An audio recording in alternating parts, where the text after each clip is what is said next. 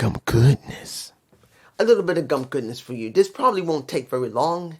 These are not very long videos, but they will be videos that will be interesting. The first one will be about Penta being injured. Now, you know Penta had his match for the Time Is Now tournament for John Cena.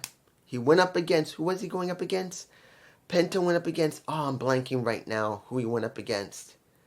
I should have wrote it down who he went up against. I do not remember. I think it might have been, who was it? I think it might have been Carmelo Hayes. I think it was. I don't remember. But he got hurt. And unfortunately, I don't think it's Carmelo, but whoever he went up against, I'm just blanking right now. He is now injured and he is out. It has not been stated as of the 25th what the injury is, but he's hurt. And he says, this is something that was difficult for me, but as a Mexican warrior, I'm surprised he didn't say Aztec warrior, Inca or Maya. One of the three. Nothing wrong with it. I mean, I'm not saying it to be insulting. I'm just saying I'm surprised he didn't say I am an Aztec descendant or a Mayan descendant or an Inca descendant. He could have said one of them. I'm kind of surprised he didn't. I know they're different eras. I do know they're different eras. But in wrestling, you can say whatever you want. I'm surprised he didn't say any of them. But he said he's in good spirits and he will be back. But here's the thing. As it stands, and I'm not saying he hadn't been prominently featured for the last months, easily. He has been. Going into IC title picture against Dirty Dom multiple times, working with Rusev, who has been known for many, many years. And here's the thing. When you see Penta, Zero Fear, you have this strange feeling he doesn't seem complete. I'm sorry.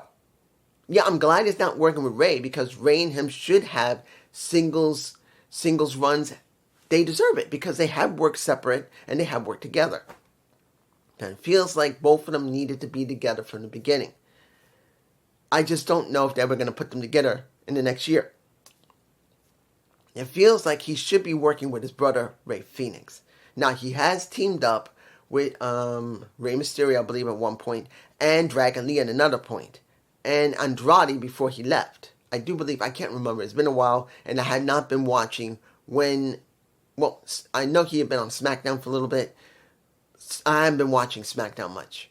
SmackDown has not given me anything interesting. But whether he's only worked with Ray or Dragon Lee or maybe Andrade, the thing here is this. What is it going to be like for him when he finally comes back? If it's 1 month, 2 months, 6 months, 8 months for him. Remember, the way they book their people now, this is something you got to remember.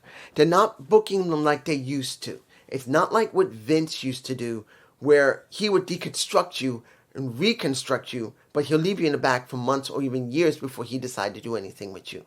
And he's not even doing it, they're not even doing the way that Triple H used to run it before the merger, because Triple H, he would use you and start constructing you on a very long trek, which I didn't agree with. I think in many cases he made it way too long, but he did book you that was methodical.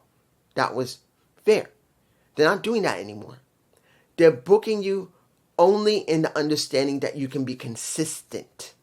Not if you're exciting, not if you're beloved, not if you're even, basically relevant and loved is pretty much the same thing. But the point here is this, whether you say relevant or loved, they're not looking for someone who can give ultimate highs. They're not. They're looking for someone who's consistent. And they're not consistent in the ring, but consistent in this. Merchandise movement. And how many tickets that person can move. They want a consistent amount of money from that person. It's not about getting the most amount like it used to be with Vince or with Triple H before. He will book you to get the best out of you. It's not like that anymore. It's about being consistent.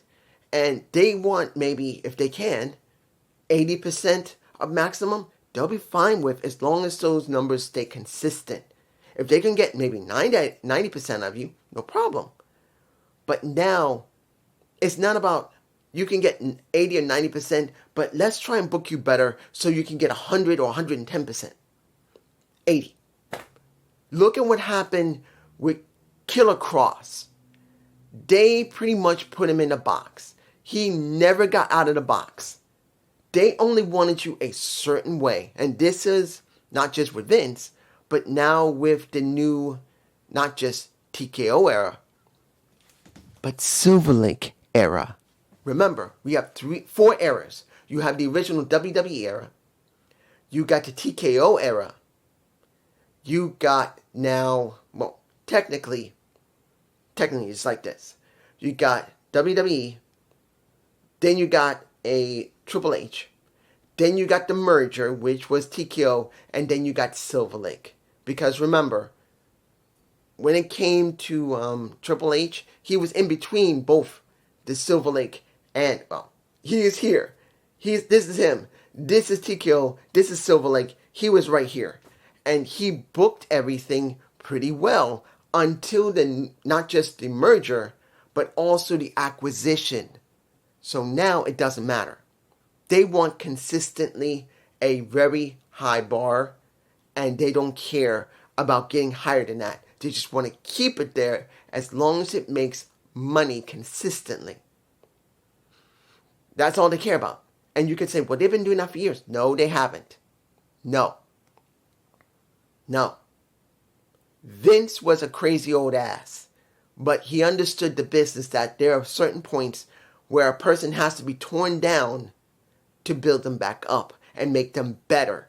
They're not doing that anymore. They will leave you here. It doesn't make a difference if you need to be broken down and rebuilt again. They're not going to do like they used to anymore. Not like how Vince used to do it, and not how Triple H was taught to do it by not just Vince, but also by Dusty Rhodes and Dean Malenko and anyone else that he got influence from. He knows you got to be torn completely down to nothing and then rebuilt up again to become popular again.